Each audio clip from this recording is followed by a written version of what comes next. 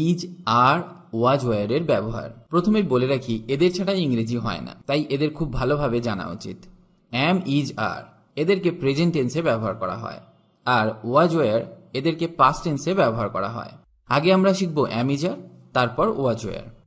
এক কথায় এদেরকে বি ভার্ব বলা হয়, আবার এদেরকে হেল্পিং ভার্বও বলা হয়। অ্যাম, ইজ, আর, ওয়াজ, ওয়ার এরা বাক্যে কখনো হেল্পিং ভার্ব হিসাবে বসে, আবার কখনো মেন ভার্ব হিসাবে এদের ব্যবহার করা হয়। তবে আজকে আমাদের আলোচ্য বিষয় হলো am, is, are as a be verb. অ্যামের অর্থ হলো হই, ইজ মানে হয়, আর মানেও হয় বা হও। যেমন আই অ্যাম, আমি হই, হি ইজ, সে হয়, ইউ আর, তুমি হও, দে আর, তারা হয়। তাহলে এখানে আমরা শিখলাম আয়ের সাথে বসে অ্যাম। এটা খুব ভালোভাবে মনে রাখা উচিত, অ্যাম শুধুমাত্র আয়ের সাথেই বসে। হি এর সাথে বসে ইজ। এখানে একটা জিনিস মাথায় রাখতে হবে, হি, সি, ইট বা যে কোনো নামের সাথে, যেমন রাম, শ্যাম, যদু এদের সাথে ইজ বসে, এবং সাবজেক্টকে সবসময় সিঙ্গুলার হতে হবে। ইউ এর সাথে সবসময় আর বসে, তবে দে, উই এবং যে কোনো প্লুরাল সাবজেক্টের সাথে আর বসে। তাহলে চলুন কয়েকটা উদাহরণ দেখে নিই। I am sure, I am tall. এই বাক্য দুটিতে অ্যাম বসেছে সাবজেক্টের পরে, তাই বাক্য দুটি হল অ্যাসার্টিভ সেন্টেন্স, মানে বর্ণনামূলক বাক্য। যে কোনো অ্যাসার্টিভ সেন্টেন্সের গঠন হল সাবজেক্ট, ভার্ব, অবজেক্ট। যেমন it is new, he is kind. আবার আর দিয়ে কিছু উদাহরণ, we are happy, you are late, they are in class, they are in class, are you mad. এখানে আমরা দেখলাম অ্যাম, ইজ, আর এর কিছু ব্যবহার। যদি কোনো বাক্যে অ্যাম, ইজ, আর ব্যবহার হয় তাহলে মোটামুটিভাবে ধরে নিতে হবে বাক্যটি প্রেজেন্ট ইনডেফিনাইট টেন্স। আর যদি ভার্বের সাথে আইএনজি যুক্ত থাকে, মানে am, is, are plus verb plus ING থাকে, তাহলে সেটি হবে প্রেজেন্ট কন্টিনিউয়াস টেন্স।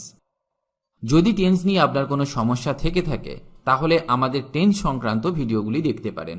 খুব সহজে টেন্স শেখানো আছে, যা আপনি খুব সহজেই শিখতে পারবেন।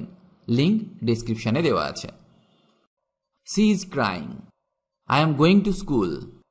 Where are you going? Where are you going? What are you reading? They are playing chess. They are playing chess. এই বাক্যগুলি সব প্রেজেন্ট কন্টিনিউয়াস টেন্সের উদাহরণ, কারণ এই বাক্যগুলিতে অ্যাম, ইজ, আর এবং মেন ভার্বের সাথে আইএনজি যোগ করা হয়েছে। কিভাবে অ্যাম, ইজ, আরকে ব্যবহার করা হয়? Subject plus am, is, are plus object. যেমন হি ইজ সিক, এখানে হি হলো সাবজেক্ট, অ্যাম, ইজ, আর এর মধ্যে বসেছে ইজ, তারপর অবজেক্ট। এবার যদি বলি he is not sick, he is not sick, এখানে নট ব্যবহার করার ফলে এই বাক্যটি হয়ে গেল নেগেটিভ সেন্টেন্স।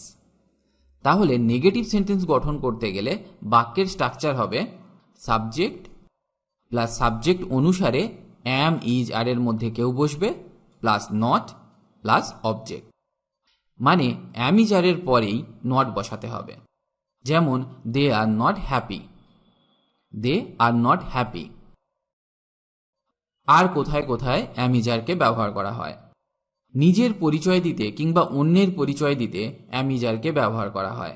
যেমন I am John, he is Rohit, this is my friend Smith, my name is Kiran, my name is Kiran. আবার শারীরিক মানসিক অবস্থা বোঝাতে কিংবা আগ্রহ প্রকাশ করতে অ্যাম, ইজ, আরকে ব্যবহার করা হয়। যেমন he is very sick, he is very sick, I am very sleepy, I am very sleepy, you are very beautiful, they are excited. পেশা বা জাতীয়তার কথা বলার সময় অ্যাম, ইজ, আরকে ব্যবহার করা হয়।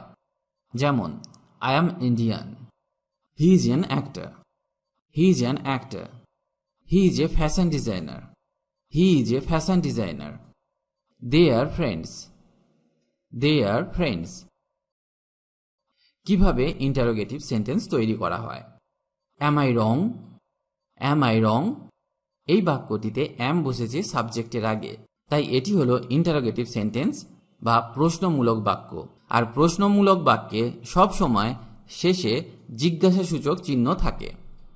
যেমন is it free, is it free. যখন আমরা ইন্টারোগেটিভ সেন্টেন্স গঠন করব তখন বি ভার্বটাকে সাবজেক্টের আগে বসাবো এবং শেষে ইন্টারোগেটিভ সাইন বসাবো। যেমন am is are plus subject plus object plus question mark. তবে ইন্টারোগেটিভ সেন্টেন্স গঠন করার আরও অনেক নিয়ম আছে, সেগুলি আমি পরে কখনো আলোচনা করব। আমি যে নিয়মটি দেখালাম এটা শুধুমাত্র বি ভার্বের ব্যবহার করে কিভাবে ইন্টারোগেটিভ সেন্টেন্স তৈরি করা হয় সেটি। যদি অ্যামিজার দিয়ে ইন্টারোগেটিভ সেন্টেন্স তৈরি হয় তাহলে তার উত্তর সবসময় হ্যাঁ বা না দিয়েই দেওয়া উচিত। যেমন আর ইউ এ ডক্টর, এর উত্তর হ্যাঁ হলে বলুন yes I am a doctor, yes I am a doctor. আর যদি উত্তর না হয় তাহলে বলুন no I am not a doctor, no I am not a doctor. তাহলে আপনারা শিখলেন কিভাবে অ্যামিজারকে বাক্যে ব্যবহার করা হয়। চলুন এবার শেখা যাক ওয়াজ ওয়্যারের ব্যবহার। বর্তমানের ঘটনাকে ব্যাখ্যা করতে যেমন আমরা অ্যামিজারকে ব্যবহার করে থাকি, ঠিক তেমনি অতীতের ঘটনাকে ব্যাখ্যা করতে ওয়াজ ওয়্যারকে ব্যবহার করা হয়। যেমন ওয়াজকে বসানো হয় আই, হি, সি, ইট, জন মানে যে কোনো নাম, মানে যে কোনো নামের সাথে ওয়াজকে ব্যবহার করা হয়। ওয়্যার, ওয়্যারকে ব্যবহার করা হয় উই, দে, ইউ মানে প্লুরাল সাবজেক্ট হলে তখন ওয়্যার ব্যবহার করা হয়। যদিও ইউ সিঙ্গুলার নাম্বার তাও ইউ এর সাথে সবসময় ওয়্যারকে ব্যবহার করা হয়। এখানে মনে রাখতে হবে সিম্পল পাস্ট টেন্সে সাবজেক্ট প্লাস ওয়াজ ওয়্যার বসানো হয়, মানে সাবজেক্টের পরে ওয়াজ ওয়্যারকে বসানো হয়। আরও একটু ভালো করে ব্যাখ্যা করা যাক। আমি যদি বলি হি ইজ এ টিচার নাও, তিনি এখন একজন শিক্ষক, তাহলে এটা হবে একটা প্রেজেন্ট টেন্সের উদাহরণ, কারণ এখানে হি এর পরে ইজকে ব্যবহার করা হয়েছে, কারণ প্রেজেন্ট টেন্সে ইজ ব্যবহার করা হয়। আবার যদি বলতাম হি ওয়াজ এ টিচার, তিনি একজন শিক্ষক ছিলেন, যখনই আমরা ওয়াজ ব্যবহার করলাম তখনই বাক্যটি হয়ে গেল পাস্ট টেন্স। এইভাবে অতীতের ঘটনাকে ব্যাখ্যা করতে ওয়াজ ওয়্যারকে পার্সন অনুযায়ী ব্যবহার করা হয়। আপনাকে এটা মনে রাখতে হবে যে বাংলা বাক্যের শেষে সবসময় ছিলে, ছিল, ছিলাম ইত্যাদি যুক্ত থাকে। ওয়াজ ওয়্যারকে পাস্ট টেন্সে ব্যবহার করা হয়। যেমন he was at the office yesterday, গতকাল তিনি অফিসে ছিলেন। I was at home yesterday, আমি গতকাল বাসায় ছিলাম। ইট ওয়াজ হট, এটা গরম ছিল। উই ওয়ার ওয়ার্কিং, আমরা কাজ করছিলাম। দে ওয়ার নট হ্যাপি, তারা খুশি ছিল না। দে ওয়ার দেয়ার, তারা সেখানে ছিল। His parents were at Delhi last month, তার বাবা মা গত মাসে দিল্লিতে ছিলেন। এখানে আমরা একটা জিনিস শিখলাম যে পাস্ট টেন্সে সাবজেক্ট সিঙ্গুলার নাম্বার হলে ওয়াজ বসবে, যেমন আই, হি, সি, ইট বা যে কোনো নাম তার সাথে ওয়াজ বসবে। তবে ইউ এর সাথে সবসময় ওয়্যার বসে, যদিও ইউ সিঙ্গুলার নাম্বার, এটা আপনাকে মনে রাখতে হবে। আবার পাস্ট টেন্সে সাবজেক্ট প্লুরাল নাম্বার হলে ওয়্যার বসবে, যেমন উই, দে এদের সাথে ওয়্যার বসবে। প্রশ্ন করার সময় ওয়াজ ওয়্যারকে কিভাবে ব্যবহার করা হয়? যদি বলা হয় আই ওয়াজ লেট, আমি দেরি করে ফেলেছিলাম। এবার যদি এটাকে প্রশ্ন করতে হয় তাহলে এই রকম হবে was I let, was I let, আমি কি দেরি করেছিলাম? শুধুমাত্র ওয়াজের স্থান পরিবর্তন করতেই বাক্যটি হয়ে গেল ইন্টারোগেটিভ সেন্টেন্স। এইরকম আরও একটি উদাহরণ দেখা যাক। দে ওয়ার হাংরি, তারা ক্ষুধার্ত ছিল। ওয়ার দে হাংরি, ওয়ার দে হাংরি, তারা কি ক্ষুধার্ত ছিল? তাহলে আমরা এখান থেকে একটা জিনিস শিখলাম, সাধারণ বাক্যে সাবজেক্টের পর ওয়াজ ওয়্যার বসে, আর ইন্টারোগেটিভ সেন্টেন্সে সাবজেক্টের আগে ওয়াজ ওয়্যার বসে। ওয়াজ ওয়্যার দিয়ে কিভাবে নেগেটিভ সেন্টেন্স বানানো হয়, যেমন আই ওয়াজ হ্যাপি, তো এর নেগেটিভ সেন্টেন্স হবে আই ওয়াজ নট হ্যাপি বা আই ওয়াজন্ট হ্যাপি।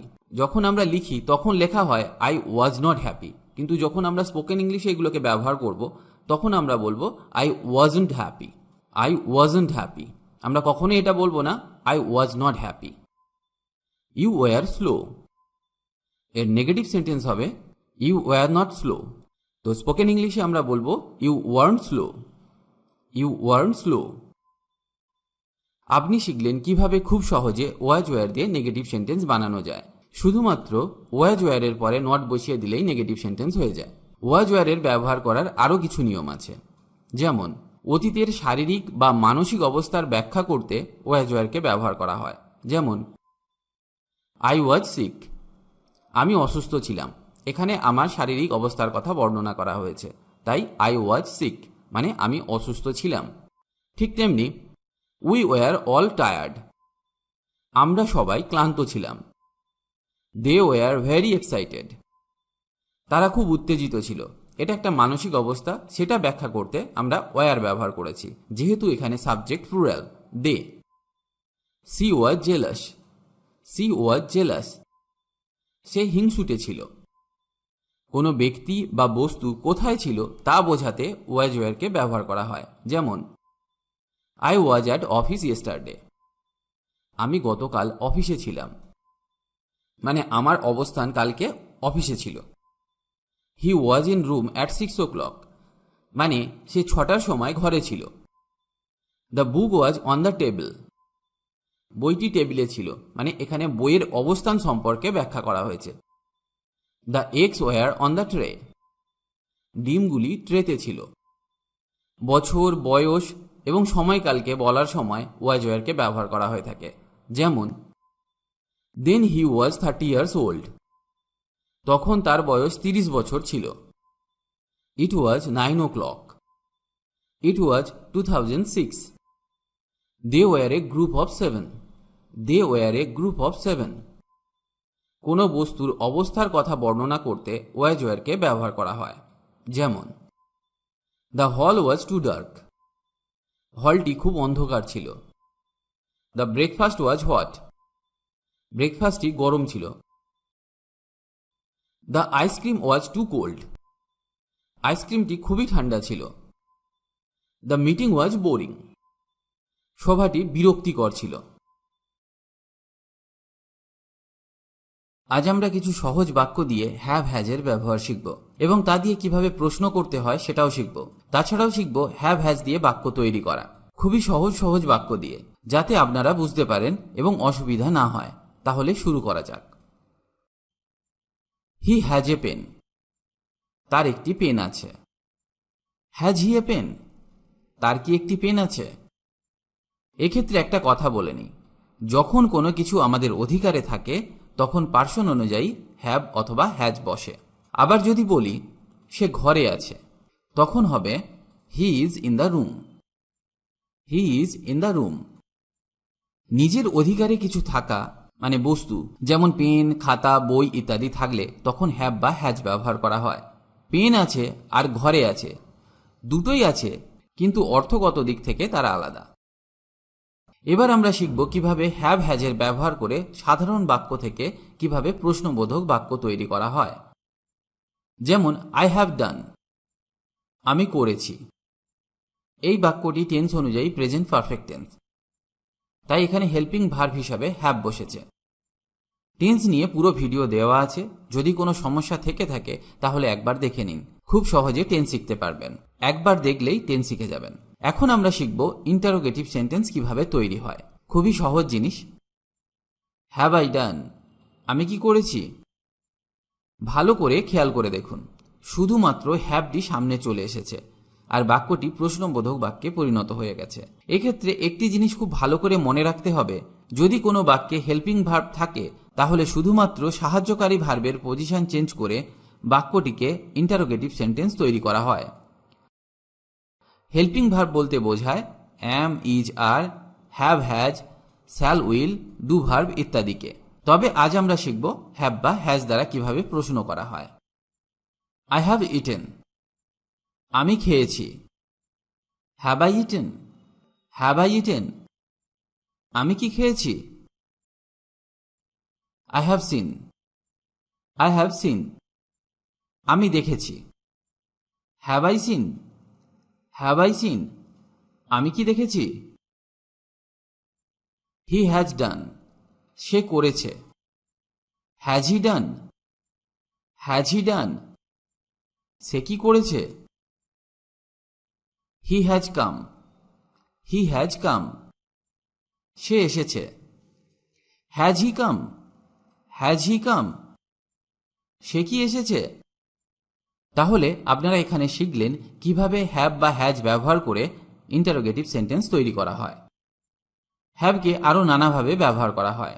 কোনো কিছু খাওয়ার ক্ষেত্রে আমরা হ্যাভ ব্যবহার করতে পারি। আবার খাওয়ার ক্ষেত্রে হ্যাভ বা হ্যাভিংকেও ব্যবহার করতে পারি। যেমন, দয়া করে 1 কাপ চা পান করুন। Please have a cup of tea, please have a cup of tea. তুমি কি ডিনার করেছ? Did you have dinner, did you have dinner. আবার 1 কাপ চা খেলে কেমন হয়? How about having a cup of tea, how about having a cup of tea. তাহলে আমরা শিখলাম খাওয়ার ক্ষেত্রে কিভাবে হ্যাভ বা হ্যাভিংকে ব্যবহার করা হয়। হ্যাভিং এর ব্যবহার আরও ভালোভাবে শিখতে আপনি আমাদের হ্যাভিং এর ওপর বানানো ভিডিওটি দেখতে পারেন। আমি লিঙ্ক ডেসক্রিপশন বক্সে দিয়ে দিয়েছি। তবে এক্ষেত্রে একটা কথা বলে রাখি, সে চা খায়, হি টেক্স টি, এটাই পারফেক্ট ইংলিশ। চা খাওয়ার ক্ষেত্রে আমরা টেক ওয়ার্ডটি ইউজ করব। যেমন, আমি প্রতিদিন চা পান করি বা আমি প্রতিদিন চা খাই। I take tea every day, I take tea every day. অসুস্থতার কথা বলার সময় হ্যাভ বা হ্যাজকে ব্যবহার করা হয়। তার মাথা ব্যথা রয়েছে, he has a headache, he has a headache. আমার জ্বর আছে, I have fever, I have fever. কোনো ব্যক্তির চরিত্র ব্যাখ্যা করতে কিংবা কোনো বস্তুর বৈশিষ্ট্য উল্লেখ করতে হ্যাভ বা হ্যাজকে ব্যবহার করা হয়। যেমন, তার দুর্দান্ত ব্যক্তিত্ব রয়েছে, he has a great personality, he has a great personality. তার সুন্দর মুখ আছে, she has a beautiful face, she has a beautiful face.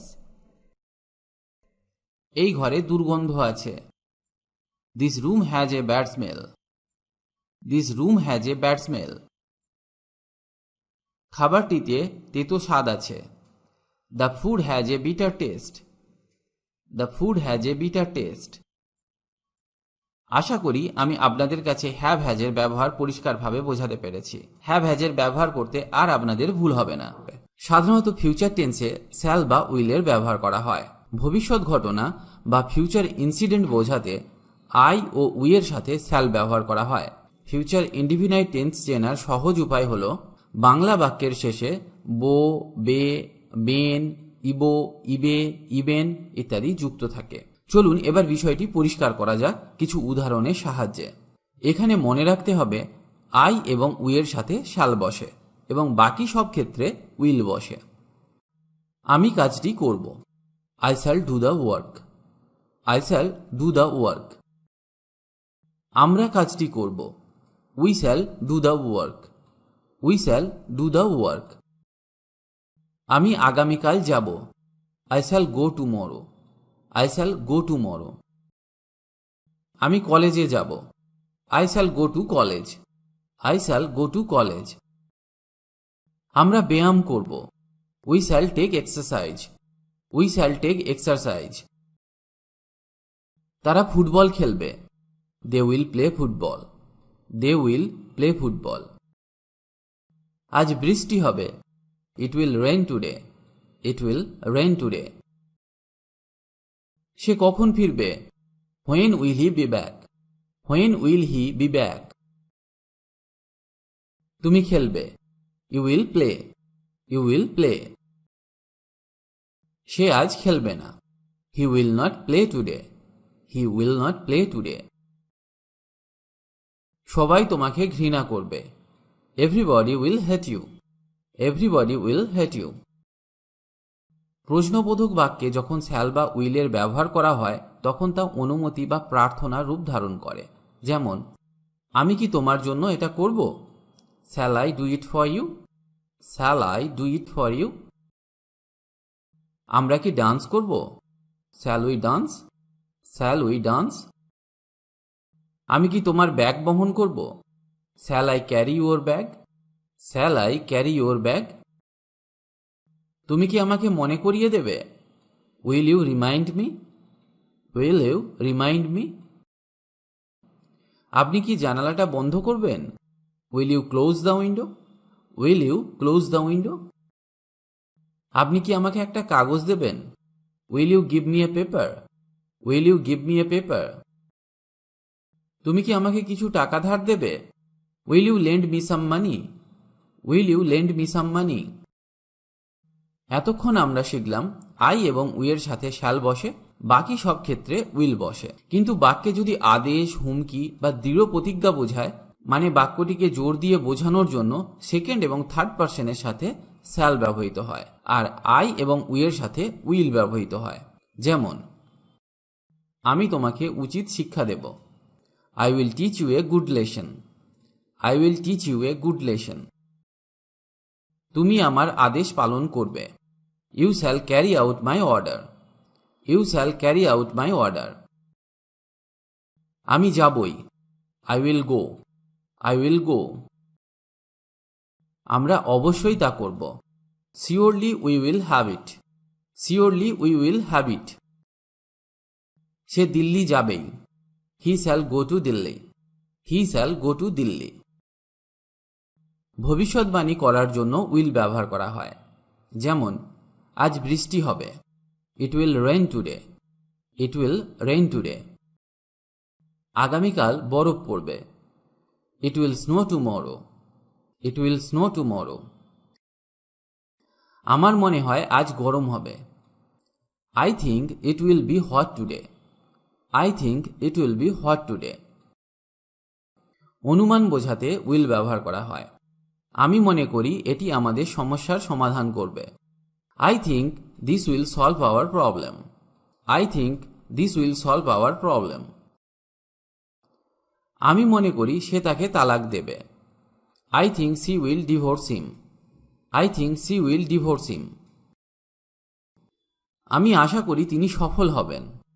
I hope that he will succeed. I hope that he will succeed. আমি আশঙ্কা করছি বৃষ্টি হবে। I am afraid it will rain. I am afraid it will rain. তাহলে আপনারা শিখলেন shall এবং উইলের সঠিক ব্যবহার। আশা করি আজকের পর আপনার শ্যাল উইল নিয়ে কোনো সমস্যা হবে না। এবার আপনিও কারেক্ট স্পোকেন ইংলিশ বলতে পারবেন, তাও স্মার্টলি। আজ আমরা শিখব ডু, ডাজ এবং ডিড এর ব্যবহার সম্পর্কে। আজ আমরা দেখব এদেরকে কিভাবে স্পোকেন ইংলিশে ব্যবহার করা হয়। এটা আমাদের জানা খুবই দরকার। অনেকেই এর সঠিক ব্যবহার জানেন না, তাই আজকে আমি চেষ্টা করব যাতে আপনারা সহজে এটা বুঝতে পারেন। Do as auxiliary. অক্সিলারি ভার্বকে সাহায্যকারী ভার্ব বা হেল্পিং ভার্ব বলা হয়। অক্সিলারি ভার্বকে নানাভাবে ব্যবহার করা হয়ে থাকে, যেমন প্রশ্ন করার জন্য, অনুরোধ করার জন্য বা না বাচক বাক্য বানানোর জন্য। যখন আমরা নেগেটিভ এবং ইন্টারোগেটিভ সেন্টেন্স তৈরি করি, তখন সিম্পল প্রেজেন্ট টেন্সে ডুকে অক্সিলারি ভার্ব হিসাবে ব্যবহার করা হয় এবং সিম্পল পাস্ট টেন্সে ডিড ব্যবহার করা হয়। তাই আমাদের সবসময় মনে রাখা উচিত সিম্পল প্রেজেন্ট টেন্সে ডু এবং ডাজ ব্যবহার করা হয়, আর সিম্পল পাস্ট টেন্সে ডিড ব্যবহার করা হয়।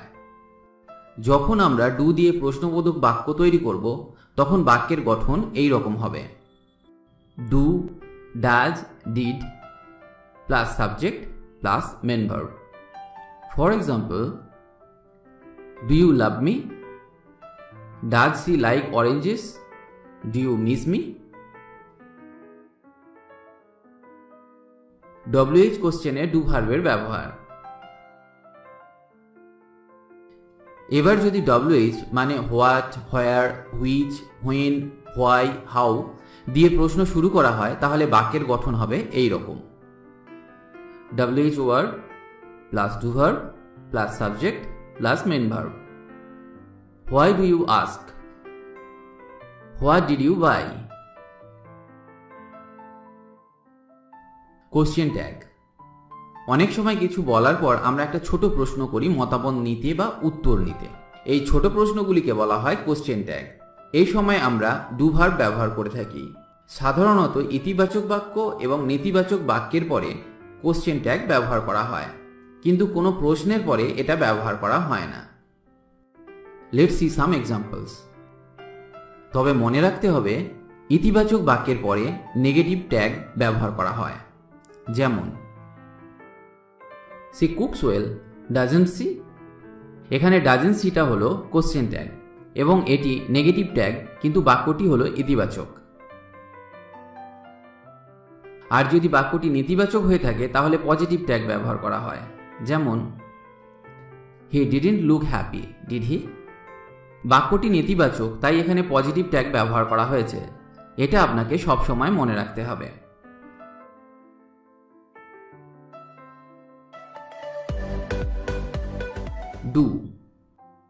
Do you have any complaints?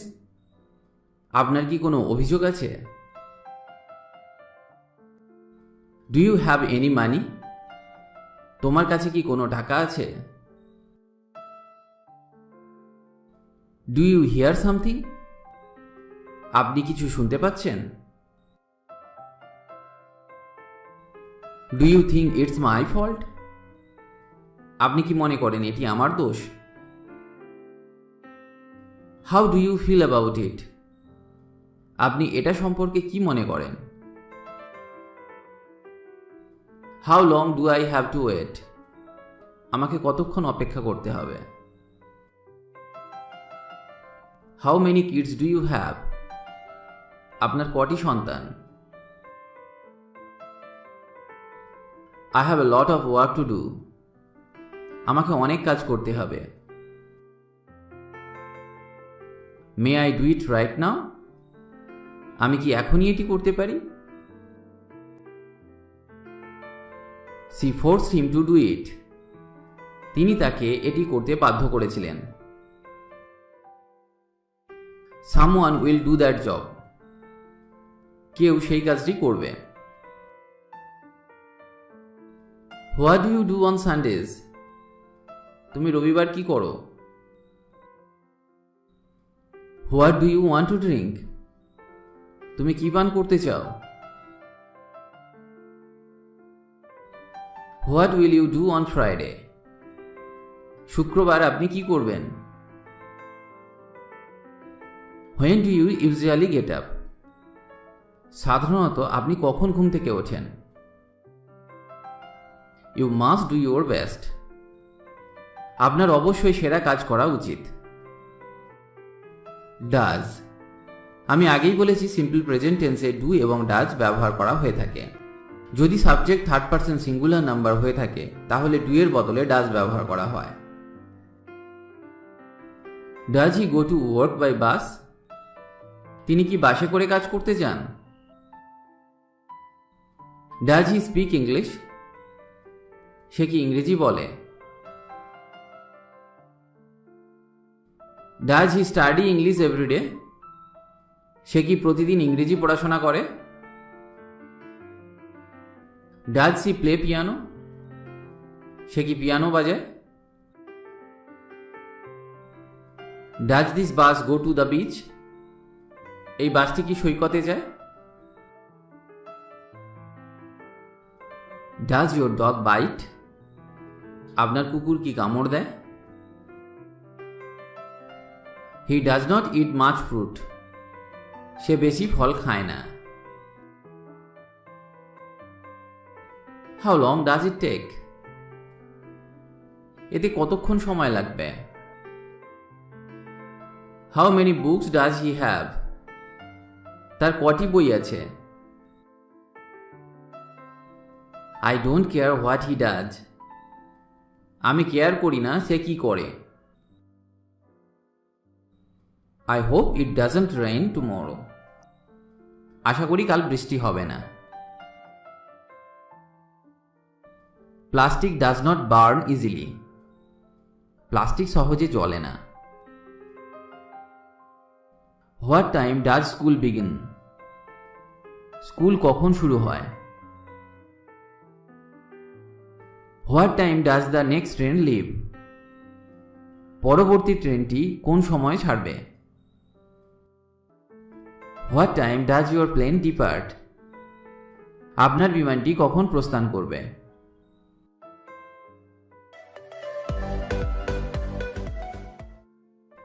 Did. এখন আমরা শিখব ডিডের ব্যবহার। ডিড সবসময় সিম্পল পাস্ট টেন্সে ব্যবহার করা হয়। তাহলে চলুন দেখে নেওয়া যাক কিভাবে ডিড ব্যবহার করা হয়। Did he tell you the truth? তিনি কি আপনাকে সত্য বলেছেন? Did you clean your room? তুমি কি তোমার ঘর পরিষ্কার করেছো? Did you finish the job? আপনি কি কাজ শেষ করেছেন? Did you invite him? আপনি কি তাকে আমন্ত্রণ জানিয়েছেন? Did you say something? আপনি কিছু বলেছেন নাকি? He did not know what to say. কি বলতে হবে তা সে জানত না। How did you make it? কিভাবে আপনি এটি করেছিলেন? I wonder why he did that. আমি ভাবছি কেন সে এমন করল। She did not say anything. সে কিছু বলল না। হোয়াট ডিড হি সে? সে কি বলল? When did it begin to rain? কখন বৃষ্টি শুরু হয়েছিল? When did you buy it? আপনি এটি কখন কিনেছেন? Why did this happen? কেন এমন হলো? Why did you buy a flower? কেন আপনি একটি ফুল কিনলেন? Why did you come early? কেন তুমি তাড়াতাড়ি এসেছো? আজ এই পর্যন্ত। আবার দেখা হবে নতুন কোনো টপিক নিয়ে। খুব সহজে ইংরেজি শিখতে আমাদের চ্যানেলটি সাবস্ক্রাইব করে রাখুন, কারণ আমরা নিয়মিত নতুন নতুন ইংরেজি বিষয়ক ভিডিও নিয়ে আসি, যাতে আপনি ভালোভাবে ইংরেজি শিখতে পারেন। পারলে ভিডিওটি আপনার বন্ধুদের সাথে শেয়ার করুন, আর অবশ্যই কমেন্ট করে জানান কেমন লাগছে আমাদের ভিডিওগুলি, বা আপনার কিছু প্রয়োজন থাকলে আমাদেরকে জানাতে পারেন কমেন্ট করে। ভালো থাকুন আর আমাদের সাথে ইংরেজি শিখতে থাকুন।